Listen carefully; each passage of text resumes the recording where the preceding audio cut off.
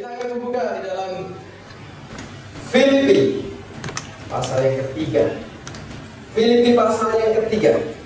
Dan memang saya akan berkhotbah mengenai hal berpuasa. Bukan hanya ajaran lain yang memiliki atau mungkin agama Islam yang memiliki puasa, tapi juga orang Kristen juga memiliki hal dalam berpuasa. Dan mungkin ada yang berpikir puasa sebulan lamanya. Nah, itu lama sekali. Jangankan sebulan, 2 atau 3 hari saja sepertinya sudah lama sekali. Apalagi sebulan. Sebenarnya waktu 1 bulan puasa itu nggak lama. Sebenarnya nggak lama. Hanya sebentar. Amin. Pasti ya. Hanya sebentar sebenarnya. Sebentar lapar. Sebentar jalan-jalan. Sebentar tidur. Sebenarnya nggak lama puasa sebulan ya kan. Tapi kita akan menyelidiki lagi melalui firman Tuhan. Kita akan diajarkan untuk mengerti kebenaran dan pentingnya akan berpuasa. Hal yang penting bagi kebaikan jasmani juga dan rohani, dan hal ini sudah dibuktikan. Para dokter, para ilmuwan, dan para pakar kesehatan sudah membuktikan bahwa sangat baik sekali jika tubuh kita atau tubuh manusia melakukan rutinitas dalam berpuasa. Tapi yang lebih penting adalah untuk kerohanian kita. Kita akan membacanya di dalam Filipi 3 ayat 18 sampai dengan 19. Di sini Paulus mengatakan kepada Timotius, kita akan diajarkan untuk mengerti kebenaran di dalam firman Tuhan melalui ayat yang kita akan baca ini. Karena seperti yang telah kerap kali kukatakan kepadamu dan yang kunyatakan pula sekarang sambil menangis, banyak orang yang hidup sebagai seteru salib Kristus. Kesudahan mereka ialah kebinasaan. Tuhan mereka ialah perut mereka. Kemuliaan mereka ialah aib mereka. Pikiran mereka semata-mata tertuju kepada perkara duniawi. Mari kita sama-sama berikan kepada kita berdoa. Tuhan, Bapa yang bertata di dalam kerajaan surga, nama yang sangat dipermuliakan dari nama Yesus Kristus. Tuhan, kami butuh hadirat-Mu, urapan-Mu di dalam firman-Mu, Tuhan. Biarlah firman-Mu tidak terbuang sia-sia, tetapi dapat tertanam di dalam hati dan pikiran setiap pribadi di tempat itu. Ajar kami hidup lebih benar lagi, lebih taat lagi akan kebenaran firman-Mu. Tuhan, saat ini kami akan berbicara atau kami akan membahas mengenai hal berpuasa. Tuhan, Kau naungi firman-Mu, Kau urapi hamba-Mu, dan biarlah firman-Mu menjadi kekuatan di dalam kehidupan kami. Dalam nama Tuhan Yesus kami sudah berdoa. Amin. Kita akan melihat hal yang pertama dari hal yang berpuasa. Kita akan belajar dari biologi atau dalam sisi fisika atau IPA ya. Biologi, bukan IPA. Kita akan melihat sehat jasmani dan rohani. Puasa yang menyehatkan tubuh dan jiwa manusia. Puasa bukan hal yang nyaman bagi kita semua. Tubuh kita memerlukan makanan, tubuh kita memerlukan air. Tanpa makanan dan air, setiap hari kita tidak memiliki tenaga untuk emas. Tapi puasa memiliki sisi positif untuk kesehatan tubuh manusia. Kenapa di dalam Alkitab dinyatakan dan dikatakan beberapa kali dan juga para nabi berpuasa, Yesus juga berpuasa, Musa berpuasa 40 hari 40 malam tanpa makan dan minum. Dan itu memang terjadi. Kita juga tahu kalau kita mau mengakses ilmu gaib, roh-roh jahat atau ilmu-ilmu seperti untuk menjaga tubuh kita, untuk kita menjadi sakti. Orang-orang juga kadang-kadang harus berpuasa. Berapa? Di dalam gua atau di manapun mereka berada. Hal ini sangat penting sekali. Bukan hanya untuk sisi makanan memang penting bagi tubuh manusia, tapi puasa juga memiliki sisi positif untuk kesehatan tubuh manusia. Seperti yang tadi saya katakan, hal itu telah diteliti dan dibuktikan oleh para dokter atau para pakar kesehatan. Puasa selain membantu menurunkan berat badan atau diet, tidak makan selama sehari, dapat memiliki manfaat kesehatan lainnya. Tapi kalau saya ditanya bagaimana dengan saya yang sudah kurus pasti, itu baik sekali untuk puasa juga. Tapi kita harus melihat bukan sisi hanya untuk kita sekedar perut kita diisi dan makan. Tapi kita akan lihat secara kedokteran puasa, manfaat dari puasa. Penelitian menunjukkan bahwa puasa 24 jam sesekali, ya, mungkin dalam 1 minggu sekali atau mungkin dalam 1 bulan sekali. 24 jam ini berarti seharian, nggak makan, nggak minum, 1 hari. Dapat meningkatkan kesehatan kardiovaskular, yaitu kesehatan jantung.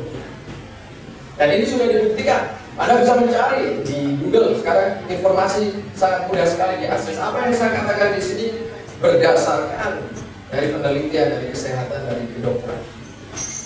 Dan juga berpuasa dapat mempercepat proses pembakaran lemak. Juga penurunan kadar kolesterol dalam darah yang menyebabkan gejala stroke. Mungkin ada yang berpikir nggak cocok lah berpuasa di masa pandemi ini. Tapi Anda salah, Anda berpikir seperti itu.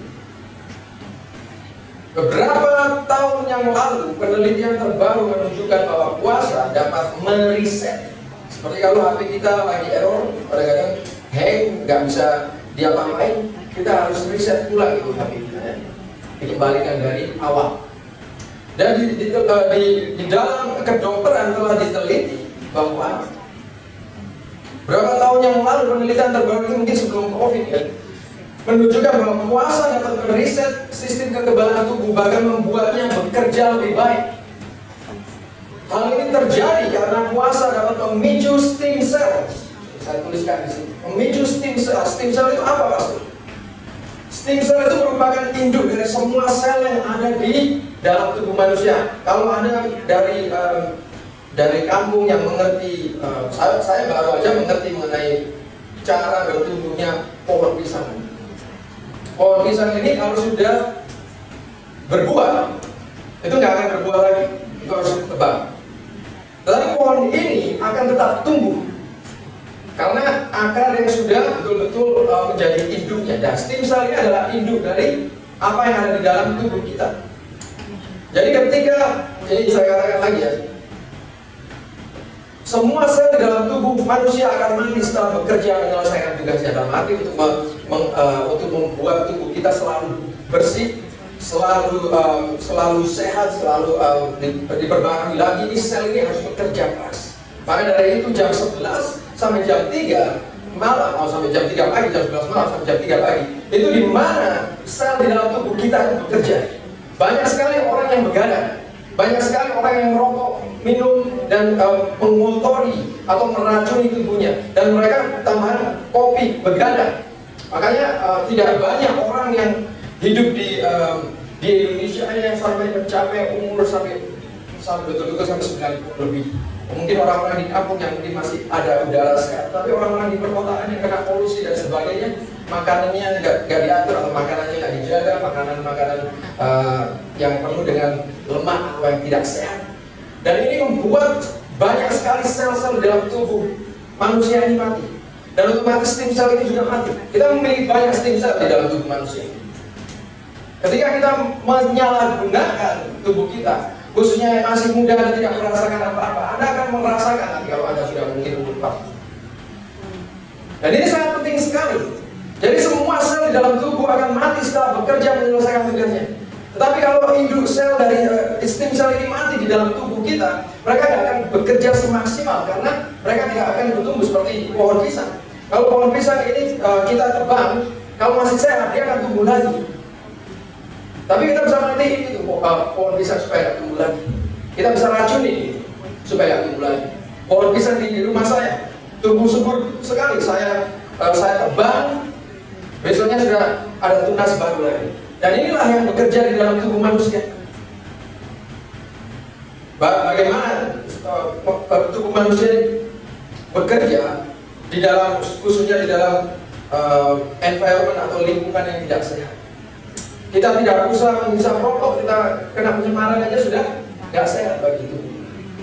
Kita nggak usah minum, kita sudah makan yang tidak sehat aja sudah nggak sehat bagi tubuh kita. Minum alkohol atau mabuk atau mengkonsumsi narkoba dan sebagainya. Dan apalagi yang saya bilang, setiap jam 11 malam sampai jam 3 pagi dibutuhkan istirahat di mana supaya kita bisa tubuh kita bisa memperbarui sel ini. Tapi kalau kita nggak istirahat, kita mengganggu sistem ini. Akhirnya kita mendapatkan sesuatu hal yang tidak baik di dalam tubuh kita. Kita merasakan sakit, pusing dan sebagainya karena belum komplit. Di dalam tubuh kita manusia banyak sekali yang harus dikerjakan karena untuk membersihkan toksik atau racun-racun yang setiap hari kita hirup melalui udara dan kita makan melalui makanan. Jadi ini sangat penting sekali. Dan tugasnya stem sel ini adalah induk. Setelah sel-sel yang lainnya, setelah selnya itu mati untuk menggantikan sel yang mati, ini maka stem sel yang akan membelah diri untuk menghasilkan sel baru untuk meneruskan tugas sel yang sudah mati. Dan ini selalu memproduksi terus. Akhirnya memproduksi lebih banyak leukosit. Leukosit ini dari dalam arti lain adalah sel darah putih.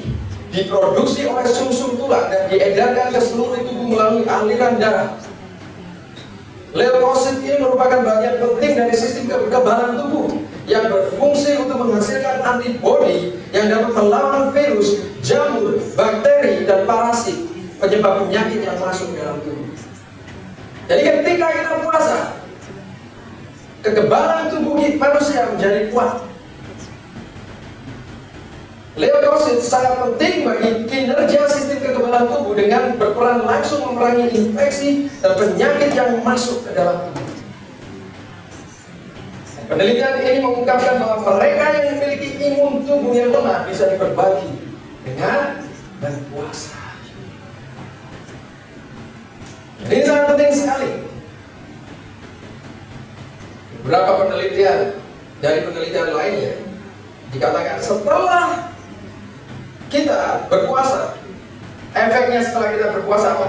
Hormon endorfin akan meningkat dalam tubuh, menunjukkan bahwa puasa membantu melawan jenis kanker tertentu dan bahkan membantu menjaga daya ingat. Wow, kita nggak nyangka ya. Kalau kita ngomong hormon endorfin, ini adalah perkataan yang dipakai untuk morfin. Morfin itu ketenangan ya. Untuk menenangkan tubuh kita. Kita perlu endorfin supaya kita tidak merasa galau atau sedih atau depresi. Kadang-kadang kalau kita merasa tekanan, endorfin kita menurun. Maka dari itu orang yang depresi seringkali sakit dibanding orang yang bersuka cita. Dalam arti bersuka cita adalah bukan dilihat dari depannya saja kita bisa senyum, tapi hatinya terluka atau hatinya betul-betul menderita.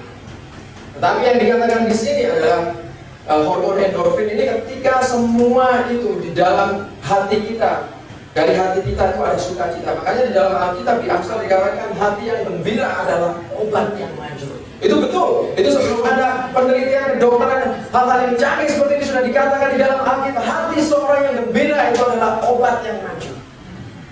Karena endorfinnya, level endorfinnya sesuai dengan kebutuhan atau standar maksimal. Banyak sekali di zaman sekarang orang-orang pada galau, nggak muda, nggak tua, galau. Galaunya juga nggak jelas. Apalagi sekarang ada pandemi, kalau lebih galau lagi. Tapi dikatakan bahwa puasa ini adalah sesuatu yang baik bagi tubuh kita. Ternyata puasa dalam segi jasmani sangatlah baik, tapi bukan sampai di situ saja. Karena ini juga sangat baik bagi teman-teman kita. Kita bisa memiliki kuasa ilahi. Dan melalui kuasa itu kita bisa mematahkan belenggu-belenggu dosa. Kita akan membukanya di dalam Yesaya 58 ayat 1 sampai dengan 5. Tapi Anda bisa membacanya nanti. Saya mau Anda membacanya itu nanti. Kita akan membaca dari ayat yang ke-6. Allah berbicara kepada Nabi Yesaya untuk memperingatkan kaum keturunan Yakub yang melakukan puasa hanya sebatas rutinitas, hanya sebatas kebiasaan. Kalau Anda mau berpuasa, Anda harus membaca ini supaya Anda tahu maknanya. Mereka menjalankan puasa namun masih tetap mengurus urusanmu, dikatakan di ayat yang ketiga. Kemudian ayat ke-6 dari Yesaya 58 ayat 6 dikatakan, bukan itu yang Tuhan inginkan, berpuasa yang ku kehendaki, kata Tuhan Allah, supaya engkau membuka belenggu-belenggu kelaliman dan melepaskan tali-taliku, supaya engkau memperdekakan orang yang teraniaya dan mematahkan setiap hukum. Puasa adalah suatu atau sebuah bentuk pertobatan dalam diri kita, supaya dengan ini kita bisa memperdekakan orang yang teraniaya juga, dalam arti kita memiliki kuasa untuk bisa membebaskan mereka dari, mungkin kita bisa berdoa untuk mereka dan mematahkan setiap hukum atau kuasa jahat yang dikatakan di dalam Yesaya 58 ayat 6. Bukan hanya untuk diri kita, untuk membebaskan belenggu yang berada di dalam diri kita, tapi juga di situ dikatakan bahwa supaya engkau juga memerdekakan orang yang teraniaya, ya, dan juga mematahkan setiap hukum. Kita memiliki kuasa ilahi kalau kita berpuasa. Yesus mengatakan kepada murid-muridnya yang gagal mengusir roh jahat di Matius 17 ayat 21. Dia mengatakan kepada murid-muridnya bahwa ya, pertamanya dia katakan kamu kurang iman, kamu kurang percaya. Tapi di dalam Matius 17 ayat 21, jenis ini tidak dapat diusir kecuali dengan berdoa dan berpuasa. Yesus sendiri mengatakan itu. Mungkin ada sesuatu di dalam hidupmu yang saat ini sulit engkau lepaskan. Engkau bergumul lama untuk melepaskan ini, apapun itu tidak kurang lepas. Saya mau mengatakan seperti apa yang dikatakan Yesus, bahwa ini salah satunya bukan hanya berdoa, tetapi dikatakan bahwa dengan berdoa dan berpuasa. Di masa seperti ini manfaat berpuasa benar-benar sangat diperlukan bagi kita. Satu, untuk kesehatan jasmani kita. Kedua, untuk memiliki kuasa ilahi. Bukan hanya cuma kesehatan jasmani saja, tetapi memiliki kuasa ilahi, kuasa yang dari surga. Nah, kita akan lanjut kepada hal yang kedua. Kenapa kita perlu kuasa ilahi? Karena rohani kita membutuhkan. Ada kebutuhan di dalam rohani, bukan sekedar kebutuhan jasmani. Utamakan juga kebutuhan rohanimu. Sedikit orang yang menyadari bahwa manusia daging pada akhirnya akan mati. Tapi sedikit orang menyadari itu. Tapi orang-orang mengutamakan kepentingan jasmani lebih dari kepentingan rohani. Entah itu di dalam kerjanya, sampai overtime, sampai lembur, entah itu di dalam kesenangan hobinya, entah itu di dalam kesenangan di dalam makan atau minum, pesta pora dan sebagainya. Mereka lebih mengutamakan jasmani mereka daripada kerohanian mereka. Sedikit orang yang menyadari bahwa manusia daging pada akhirnya, kedagingan kita, jasmani kita, tubuh kita akan mati. Tapi manusia roh lah yang akan hidup selama-lamanya. Oleh sebab itu Paulus mau jemaat di Filipi untuk mengutamakan kebutuhan rohani. Maka dari itu di dalam Filipi ayat pelajaran kita, teks kita, dikatakan dia marah sekali. Karena seperti yang telah kerap kali kukatakan kepadamu, dan perhatikan ini, dan yang kunyatakan pula sekarang sambil menangis. Sambil menangis. Banyak orang yang hidup sebagai seteru itu sebagai musuh salib Kristus. Anda hidup sebagai musuh salib Kristus. Kesudahan mereka ialah apa? Jasmani mereka ialah apa? Kebinasaan. Tuhan mereka ialah apa? Perut mereka. Kemuliaan mereka ialah aib mereka. Pikiran mereka apa? Semata-mata tertuju kepada perkara jasmani, perkara duniawi, perkara kebinasaan. Maka dari itu Paulus betul-betul menyerukan jemaat di Filipi, gak sadar gak kamu bahwa apa yang kamu cintai, sampai dia menangis. Ini pleading, ini memohon supaya kita mengerti betul betapa pentingnya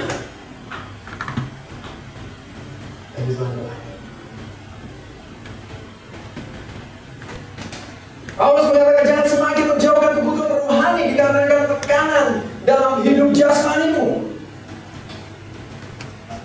Tapi walaupun gak ada tekanan aja, manusia cenderung mengutamakan kebutuhan jasmani daripada kerohanian.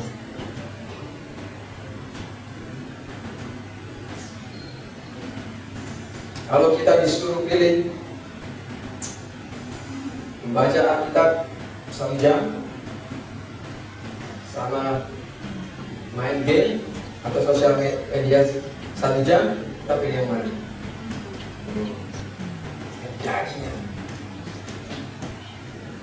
bahkan bisa 2 jam lebih. Tapi untuk membaca Alkitab 1 jam, 5 menit aja mungkin sudah lama.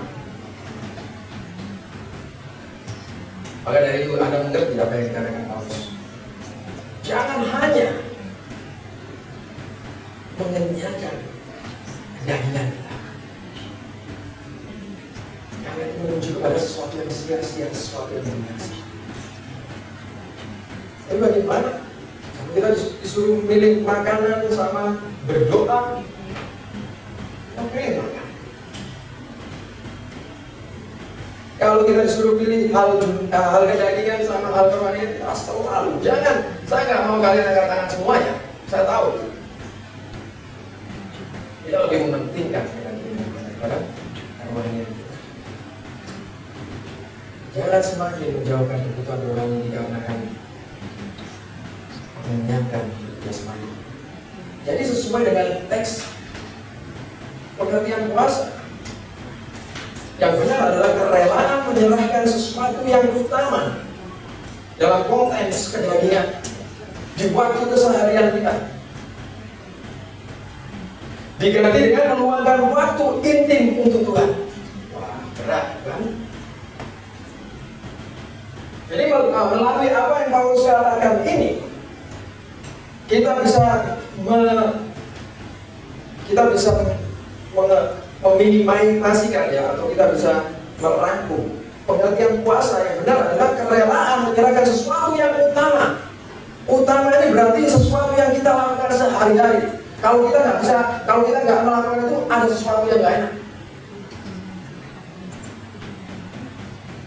Diganti dengan meluangkan waktu intim. Nah, ini pengertian puasa.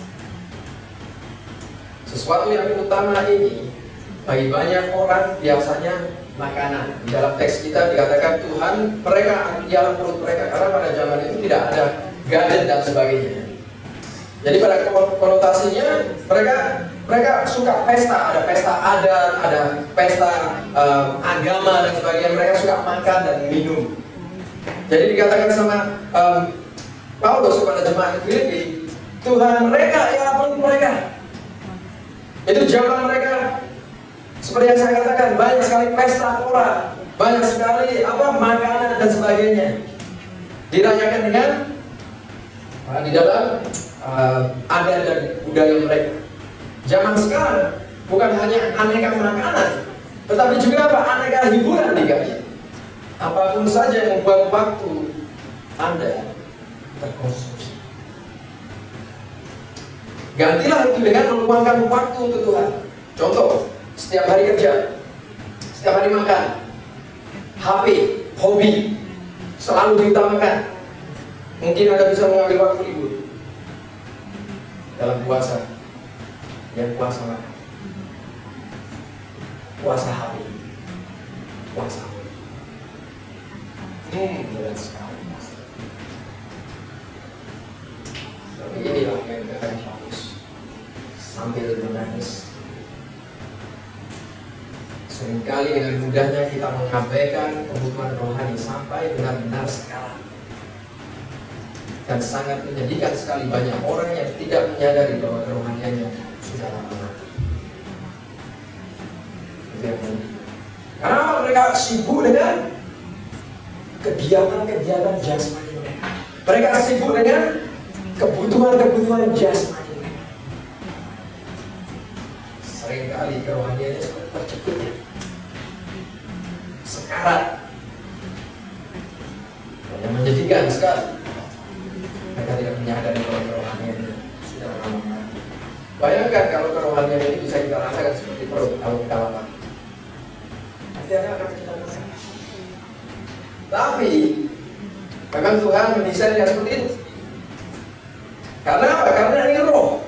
Roh ini akan hidup selama-lamanya dalam arti entah itu di dalam dunia kebinasaan atau di dalam surga.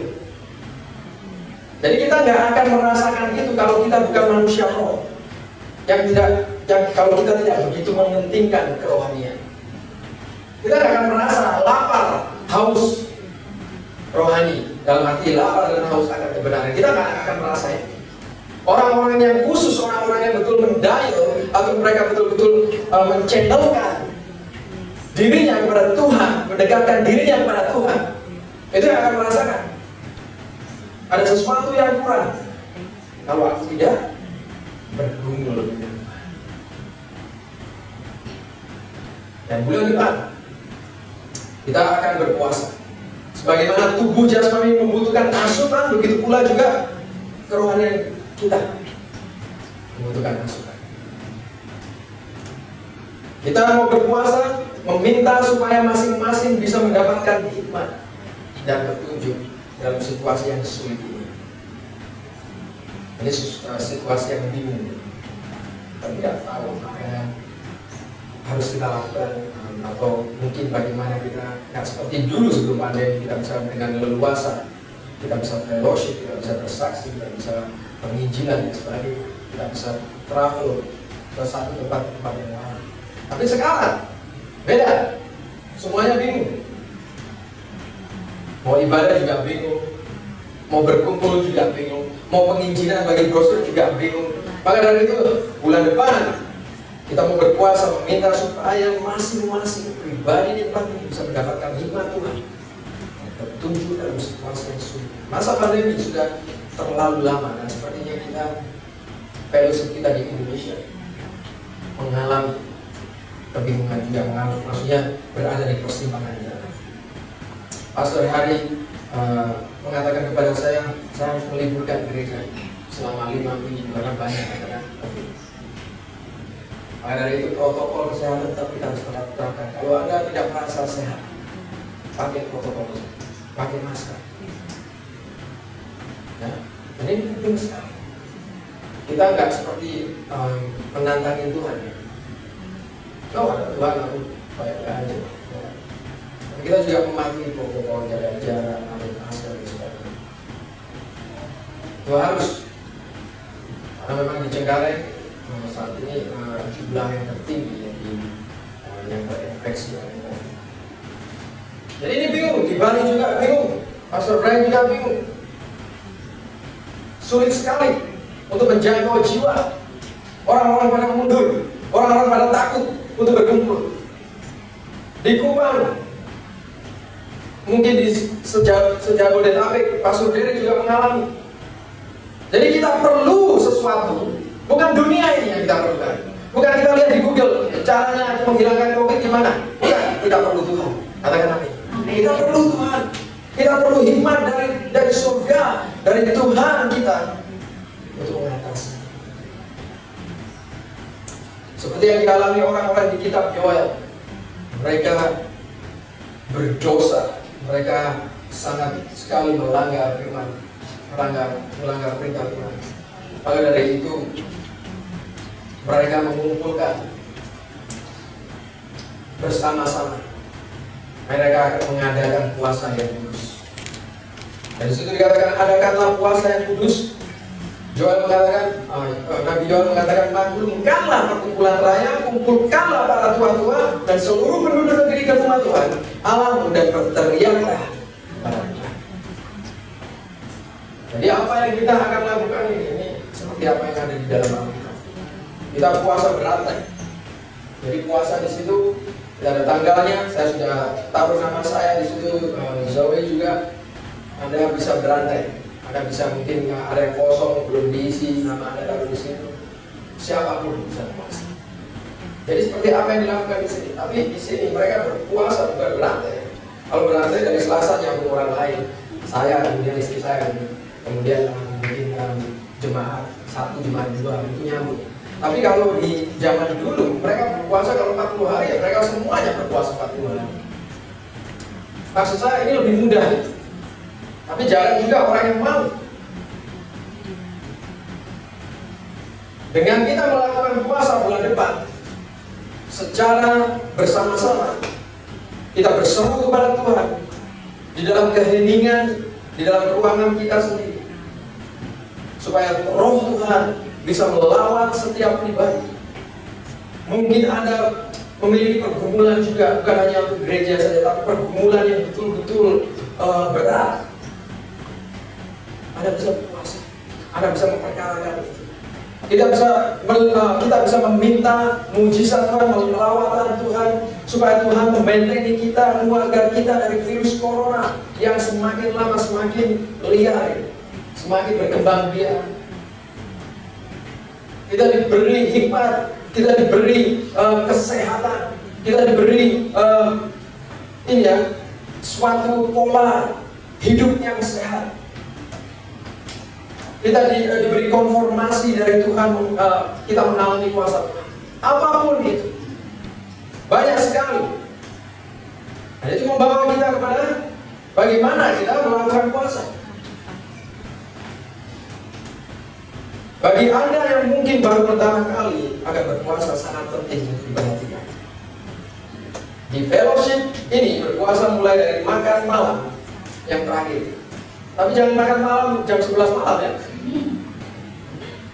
Itu ngomongin di sini. Makan malam terakhir Pak. Jam makan malam itu jam berapa sih di Indonesia? Saya nggak tahu. Kalau di Australia ada jam 5, jam 6. Dinner time. Makan sore evening. Kalau di Indonesia saya nggak tahu, mungkin antara jam 7, jam 8 saya nggak tahu. Tapi ada orang yang makannya sampai jam 12 malam baru makan.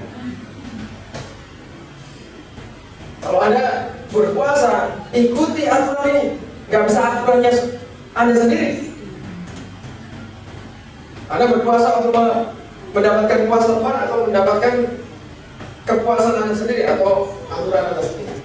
Kita harus mengikuti aturan ini. Jadi berpuasa dari makan malam yang terakhir sampai makan malam di hari esoknya, jadi 12 jam.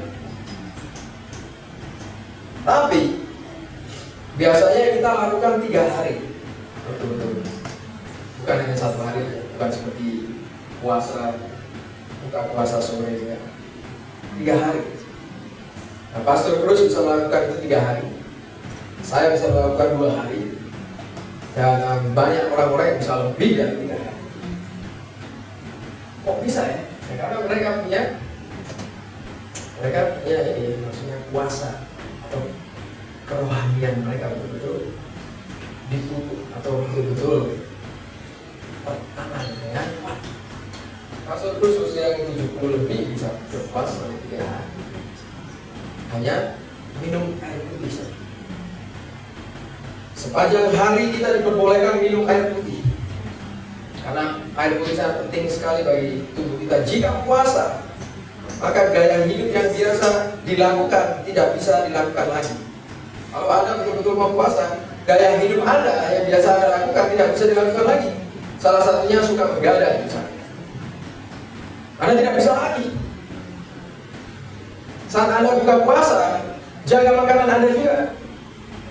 Jangan karena puasa dan sangat lapar sekali, terus Anda menjadi rakus. Wah, aku lapar sudah, tahan lapar dari kemarin malam. Oh, ada makanan apa?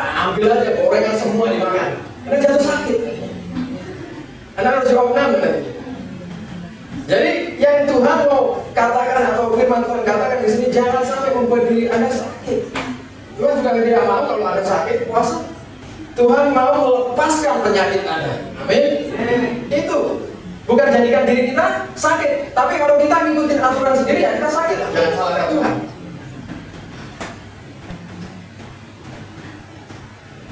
Makan apa saja banyak porsinya lagi setelah kita. Ya sakit lah kita. Berpikir supaya besok waktu puasa ada persediaan makanan di perutku. Dan saya mendorong Anda untuk membaca dan mengerti Yesaya 58 ayat 1 dan 12. Ini harus dibaca. Percuma Anda nggak membaca, maksudnya kalau puasa tapi nggak baca. Ini puasa yang berbeda. Makanya ketika Anda berpuasa, maka gaya hidup yang biasa dilakukan tidak bisa lagi dilakukan. Memang berat bagi kita, betul. Tapi apakah Anda masih mau mengenyangkan kedagingan Anda yang berujung kepada kebinasan? Ketika kita berpuasa dengan apa yang sudah dikatakan di dalam firman-Nya, puasa yang kita lakukan selama sebulan menghasilkan terobosan ilahi dalam gereja itu tidak di dalam hidup. Jadi perlu diperhatikan bagaimana menjalankan puasa sesuai dengan kehendak Tuhan. Yang pertama adalah di dalam Matius 6 ayat 11 sampai dengan 18. Saya akan bacakan bagi Anda. Dan apabila kamu berpuasa, janganlah muram muka seperti orang munafik. Mereka mengubah air mukanya supaya orang melihat bahwa mereka sedang berpuasa. Aku berkata kepadamu, sesungguhnya mereka sudah mendapat upahnya. Jadi di sini dikatakan jangan muram muka. Kelihatannya seperti ada masalah atau cari perhatian supaya orang tanya, kamu ada apa? Kamu baik-baik aja. Harus puasa. Caper, cari perhatian. Tapi dikatakan di situ, jangan kelihatan kamu seperti orang berpuasa.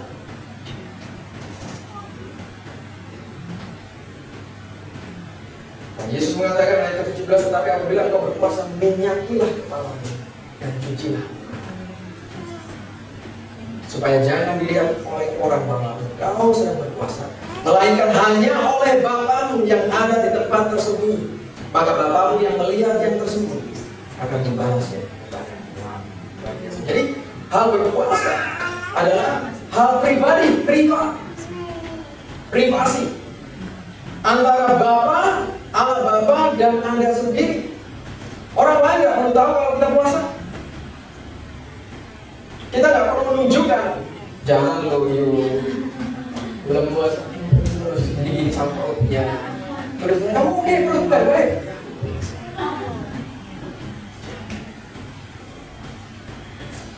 Biarlah Bapa sendiri yang tahu. Amin. Aku mencoba.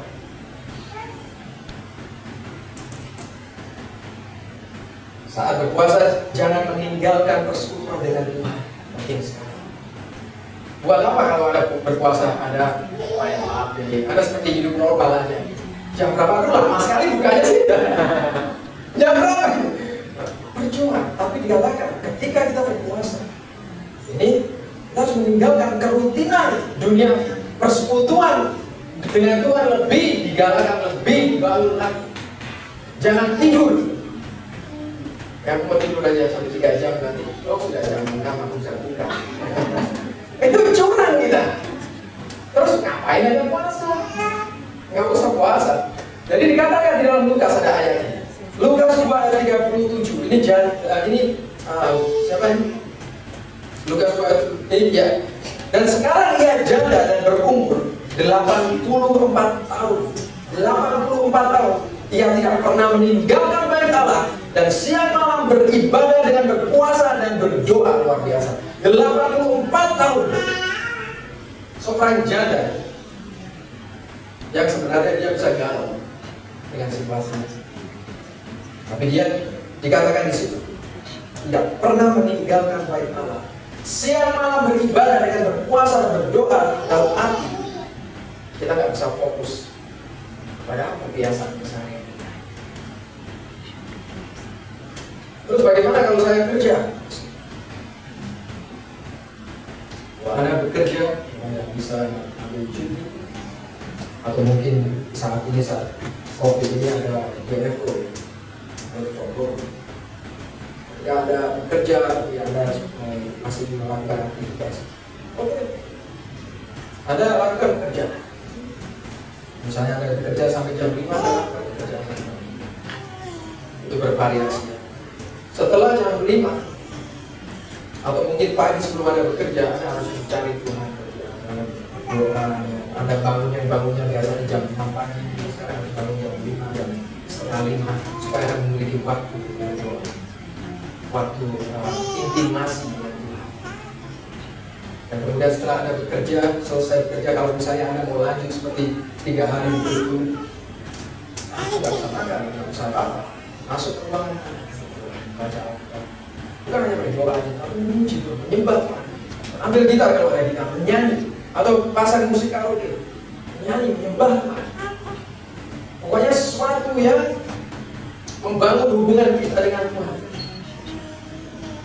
Jadi beribadah seperti yang tadi dikatakan, berpuasa, berdoa, beribadah, fokus kepada Tuhan dan kepada keseharian.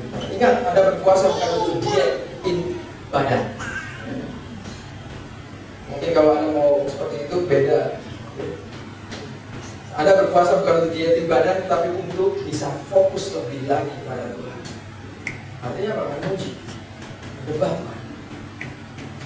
Jadi ini cuma berdoa bukan untuk diri Anda sendiri. Berdoa untuk semua jemaat, berdoa untuk keluarga, berdoa untuk situasi, berdoa untuk Bapak Presiden dan wakilnya dan keluarganya. Banyak sekali Anda bisa catat. Berdoa untuk teman-teman di pekerjaan, berdoa untuk siapapun Anda bisa catat itu. Dan Anda membutuhkan waktu yang lama untuk berdoa seperti itu.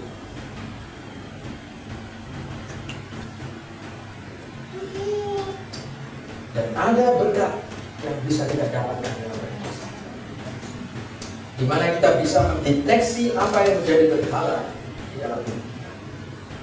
Itu berkat, itu keuntungan di dalam berpuasa. Contohnya, saat Anda berpuasa, apa yang ada di benak Anda? Makanan?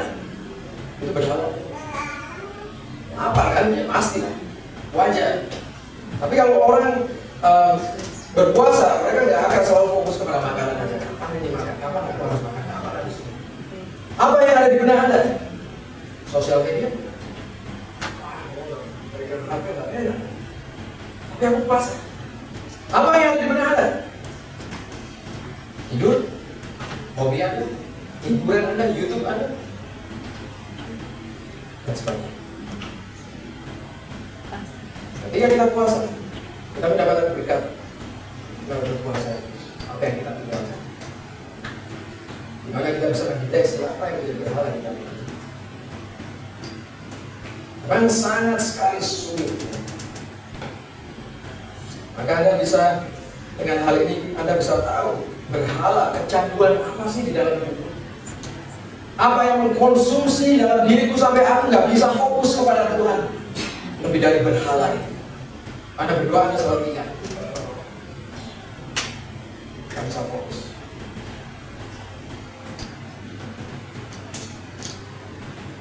Banyak kedisiplinan dalam hal-hal rohani yang sulit kita lakukan. Banyak sekali yang mungkin sampai sekarang masih belum kita bisa lakukan. Tetapi puasa inilah salah satunya yang sulit bagi saya.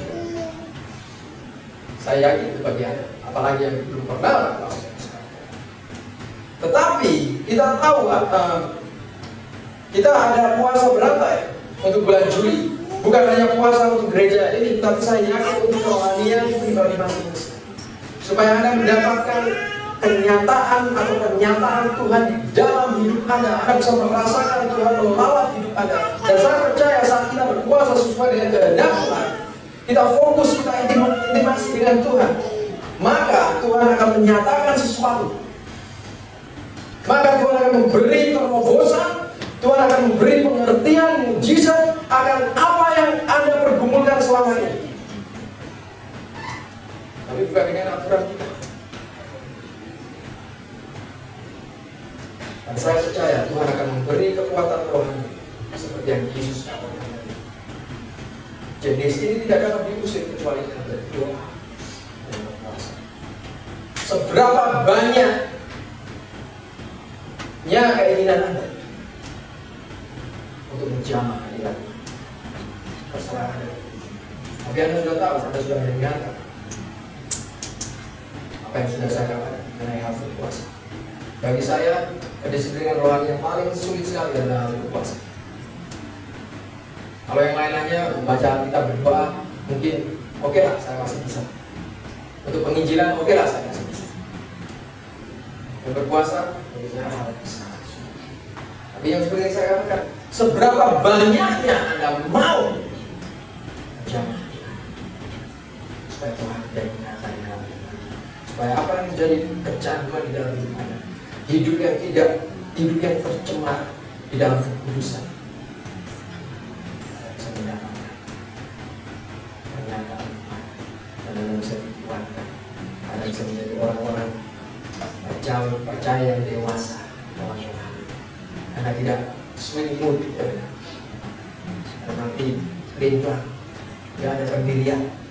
Mau ini yang lain Tuhan, memberikan hukum Tuhan, aku mau ini, tapi masih sekarang dia masih berat.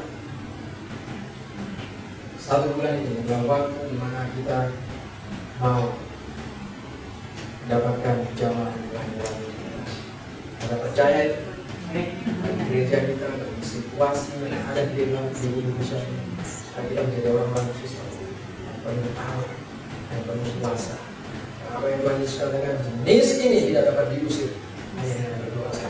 Engkau harus berpuasa. Mari kita akan melakukan. Oke, mari kita tundukkan kepala.